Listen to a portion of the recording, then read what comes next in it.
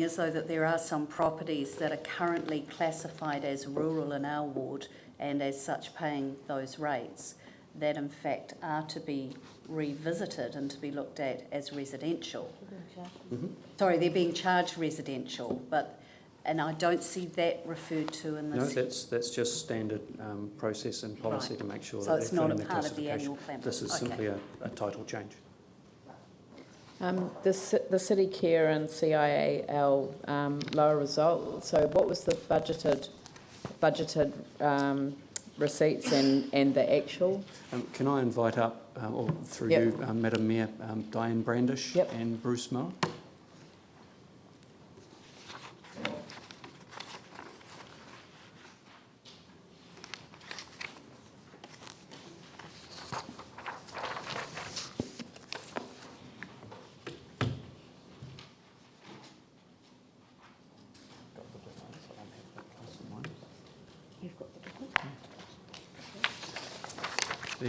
I don't have the before and after amounts, but the difference is around 1.3 million or 0.41% in terms of the rating impact.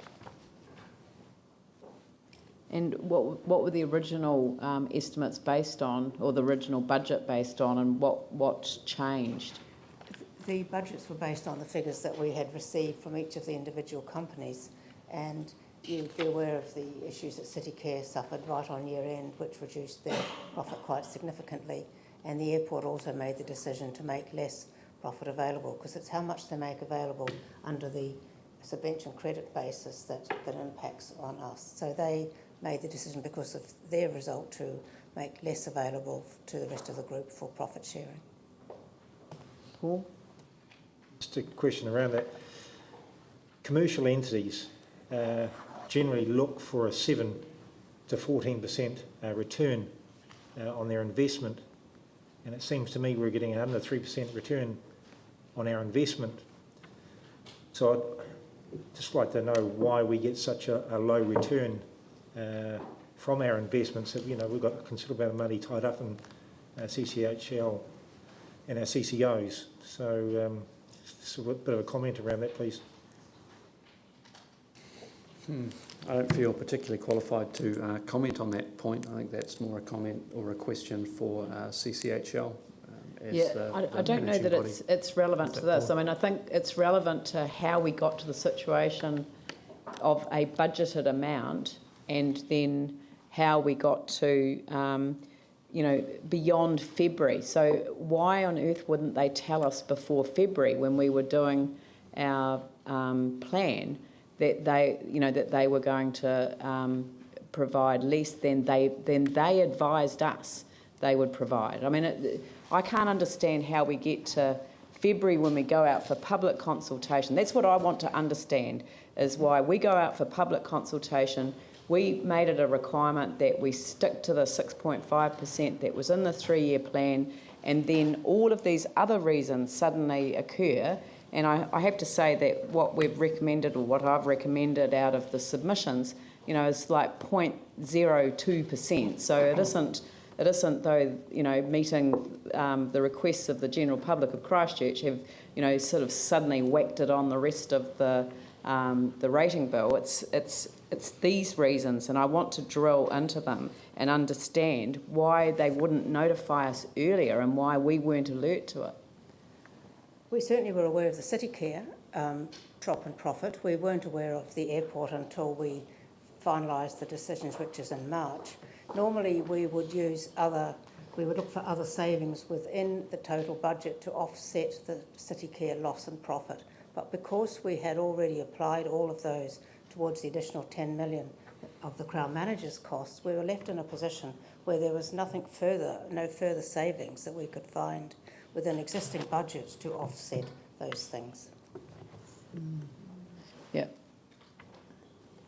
But Diane, just in simple terms, if we're setting, say, the rates that we wanted to set at a certain level, and our entities, whether City Care, airport, etc., they're aware of that, and they are commercial entities, and they tell us that they are looking at a certain return for the year, and then during that time they change their minds and make a commercial decision that will affect the end result, which City Care did, etc. We have no say in that. So, and they didn't really give us a heads up. We don't have any say in it. It is their own decision. But what we've done this year for the plan going forward is we have taken a lesser figure than what the companies have estimated that they will make. So perhaps our error last year, one, City Care was totally unforeseen, but we could have and should have taken a lesser figure than what the entities had indicated they were going to do. And this is what we've done for the plan going forward, but we didn't do it for the year just finished. Yep. With regards to moving in the future, would it be better to have would it be prudent to have a better link with those entities so they know that we are relying on a certain level of return to control the rates? Well, I think they do know that, but I mean, as you'd appreciate, things happen between. Remember, we get these figures before the 30th of June. Often things happen between when they give them to us and when they do them. I mean, I think your point is valid, and as I said, I think already we have come to that decision and have built that in for this year's plan. Thank you. Phil. Thank you. Can I just ask you about the 1.27% being ring-fenced? I guess I've got some concerns about sort of future flood defence and also, say, on ongoing costs of dredging, which we might have to do in the future. So if that 1.27 was to continue rather than being ring-fenced, could you just tell me what sort of advantages you would see there, say from a cumulative perspective, of covering future costs? It really is a balance of revenue versus expenditure. So the 1.27 is seen as covering off the just over $4 million operating deficit. If you wanted to continue with that, then you'd have the opportunity for further expenditure within budget. But the call at this point is it's a one-off. It's to fund the deficit, and that's all it's there to do. So as with any rates increase, if you look to have it continuing into the future, it would allow further expenditure in the areas you wish to spend it on. So if it was to be continued, could that be specifically applied for things like disaster defence?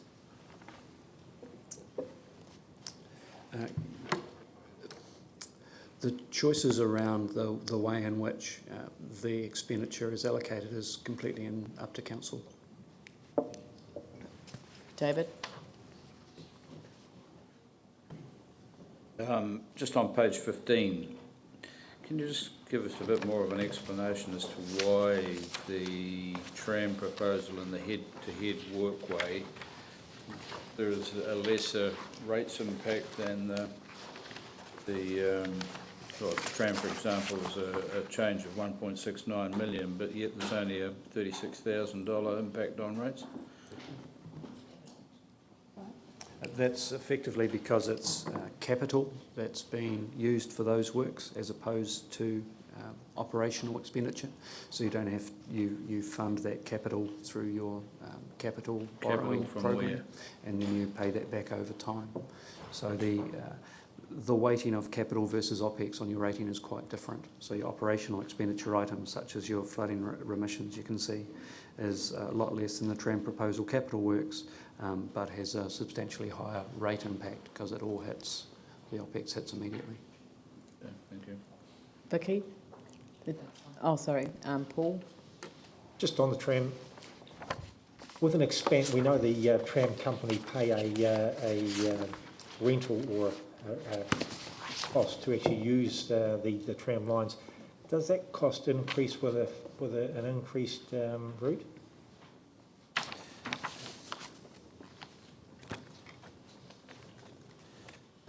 There is a percentage of passenger and non-passenger revenue that's payable. So the extent that greater passengers and non-passenger revenue is created from a larger loop, then there will be some payback to council from that. However, I would also say that it's not going to cover off the costs of the capital expenditure. Yanni? One of the, just at a high level, we had a number of submissions, quite a few, that talked about the anchor projects, the infrastructure rebuild. But in our 3-year plan and in your report, there's very little. There's no tables of the changes to the anchor projects, which I presume would have changes to funding. Indeed, what we've had from the start of this process, which has got quite a, this is the table that we got when we did the draft, has quite a lot of expenditure in 13-14 and 14-15, but a lot of that hasn't actually been expended. So I'm just, there's a number of things like the stadium and here where the staff recommendation doesn't, or the mayoral recommendation doesn't really seem to reflect the concerns that people have made. So if you take the stadium, one of the submitters said if you pay $4 million, you could defer it for 10 years, but that's not captured in here. Can you just maybe give us an understanding of where we're at in terms of the big projects that people wanted to comment on, and what level of detail we can get to understand what it means for our current financial situation? Because I can go through, and to give you another example, the Metro Sports Facility, we're expected to spend $16.3 million this year, so by the end of the week, and we're supposed to spend $80 million next year, yet we know that project has now been delayed to the final quarter of 2017, I believe, and it was initially supposed to be in the first quarter of 2016. So if we save interest for a year and $150 million, that probably funds a new aquatic facility, a small one in a local neighbourhood. But we don't have that information, so how can we get that information? The approach taken on the annual plan is very much as described, being the bridge between the 3-year plan through to the long-term plan. So a number of these anchor projects have a longer tail than captured within the annual plan. The annual plan looks at the capital expenditure required and the borrowing and funding to achieve that. And from memory, the capital expenditure within the annual plan is not significantly different now. I think, Diane, you have a particular comment on one of the assets? In terms of the $80 million, I can't see where that is in this draft annual plan that's been spent next year. No, you're right, it doesn't show in there. When we publish the final annual plan, it will have the amended capital program, so you will be able to see. But we have already reflected the changes that were indicated by Mr Brownlee, so that's where there's been deferrals. We've already moved those projects out to reflect what he has said. But where's that information for us so that we can respond to the submitters? We don't have... It's not a decision of council, it's a decision of the government, and we've simply reflected it in our plan. Well, this doesn't feel right. There's nothing in the staff report that talks about the changes to our capital program based on the changes that government have unilaterally made around the cost share. And it seems a really critical piece of information that our community need to actually, and we as elected members, need to have, because if projects are being put out for another year, that's money that is a saving to us and it responds to the public submissions. But at the moment, there's just no visibility of what the current situation is. And this is money. If we're not spending $80 million next year, then I want to know what's happened to that money. And if what I can we could do? add further, the monies are part of the earthquake rebuild and it's part of the insurance receipts. So therefore, there's no real saving to ratepayers. They are not. Those projects do not impact on ratepayers to the extent that the amount in the plan was budgeted.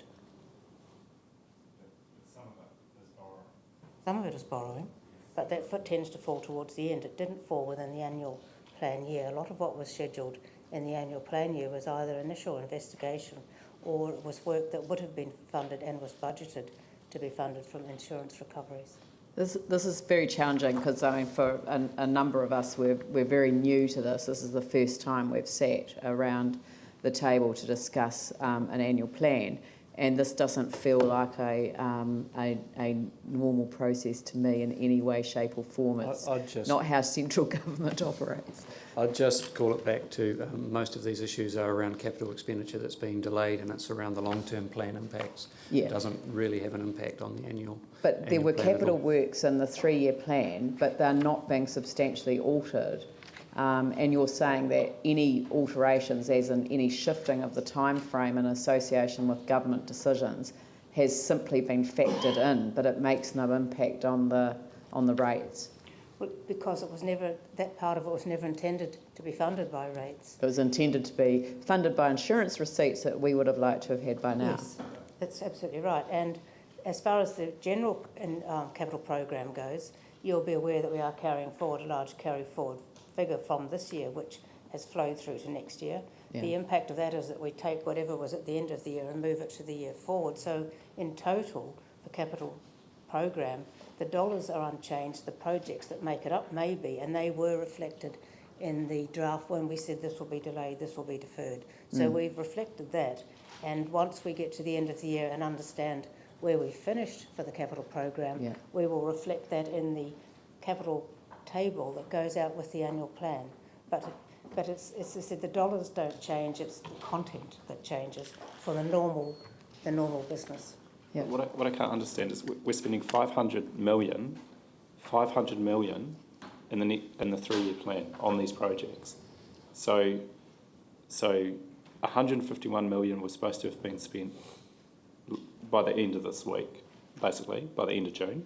Yeah, and 217 million is. But what Diane's saying is that would have been funded by insurance receipts. Not all of it. There's money in there that will not be funded through insurance. And given that we haven't got our insurance, I actually think we need to know what the implications are.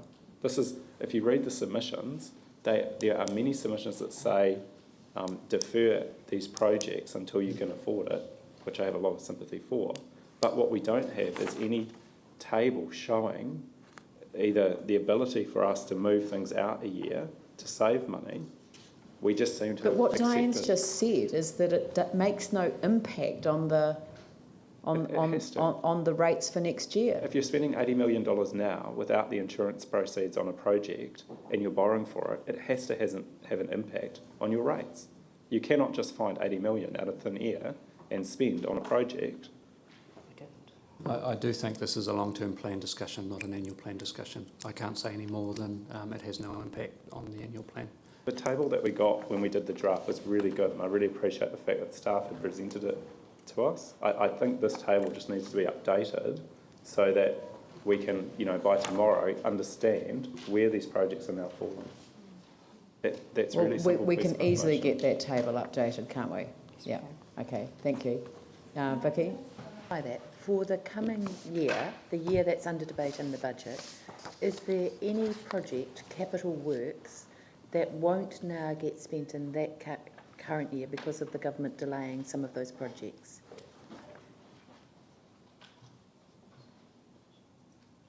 For example, the delay with the Metro Sports Centre or the delay with the stadium. There was money in the budget. It's been moved out a year. Is that what you're saying? So there's nothing in. But it was in this year's capital. budget. Yeah, no, I appreciate it's in capital, but there's nothing now that is out of alignment with the government's current timetable for those anchor projects. No, we've moved it to be in accordance with the government's latest timetable. The one that just came out recently. Okay, thanks, Di. Yeah. Jimmy? Thank you. Two questions. First one on page 20, in the middle part. You particularly mentioned a new Horsewell Library Service Center, opening probably not in the 2014 to 15 financial year. So all those kind of customer service, level service will be adjusted. It means focus on the OPEX. Am I right? Or I mean the apex, I just want to, is automatically defer to the following year, or? I don't catch the question.